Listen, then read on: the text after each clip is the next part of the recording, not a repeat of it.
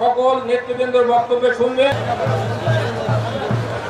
তাই আমি বলবো আপনারা দোয়া করবেন দেশনেত্রী বেগম খালেদা জিয়ার জন্য, এবং দ্রুত আল্লাহ যদি আনে তারেক রহমান এই বাংলাদেশে আসবেন ইনশাআল্লাহ। এসে তিনি নেতৃত্ব দেবেন এবং তার মাধ্যমে এই বাংলাদেশ আবার স্বনির্ভর বাংলাদেশ হবে। এই বাংলাদেশে আবার গণতন্ত্র পুনঃপ্রতিষ্ঠা হবে। যে গণতন্ত্রের জন্য আমরা লড়াই করেছি সেই গণতন্ত্র পুনঃপ্রতিষ্ঠা হবে এবং দেশ গণতন্ত্রের পথে চলবে এবং সেই গণতান্ত্রিক সরকার হবে আল্লাহর রহমতে। খালেদা জিয়ার সরকার, তারেক রহমানের সরকার, বিএনপির সরকার হবে। স্বাধীনতার সময় যখন কেউ স্বাধীনতা ঘোষণা করে না, জিয়াউর রহমান করেছিল। এরশাদ বিরোধী আন্দোলনে, স্বৈরাচার বিরোধী আন্দোলনে যখন একজন বেইমানি করে ৮৬ ইলেকশনে গিয়ে গেল হাসিনা, খালেদা জিয়া আপসীনভাবে নেতৃত্ব দিল, এরশাদের পতন হলো এবং তারেক রহমানের নেতৃত্বের সর্বশেষ ছাত্র জনতার রক্তের বিনিময়ে আবার নতুন বাংলাদেশ হলো।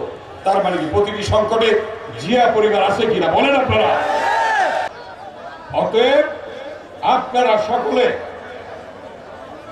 ঐক্যবদ্ধ থাকবেন। নেতৃত্বের প্রতিযোগিতা থাকতে পারে, কিন্তু দলের বিরুদ্ধে কেউ কাজ করবেন না।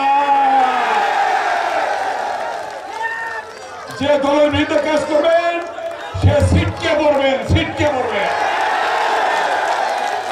পরিষ্কার বক্তব্য। আমরা কি চাই? তারেক রহমান কি চাই? ঐক্য। বলেন আমার সাথে, ঐক্য, ঐক্য, ঐক্য। ঐক্যবদ্ধভাবে কাজ করতে হবে। আপনারা সেভাবে কাজ করলে আল্লাহর রহমতে বিএনপিকে কেউ ঠেকিয়ে রাখতে পারবে না। কখনো কোনো ষড়যন্ত্র ঠেকিয়ে রাখতে পারেনি, আগামী দিনেও পারবেন না ইনশাআল্লাহ। আপনাদের মনে আছে দেশনেত্রী বেগম খালেদা জিয়াকে মিথ্যে মামলা দিয়ে, মিথ্যে সাজা দিয়ে তাকে ৬টি বছর কারা অন্ধকারে রাখা হয়েছিল। স্লো পয়জনের মধ্য দিয়ে তাকে অসুস্থ করে ফেলেছিল।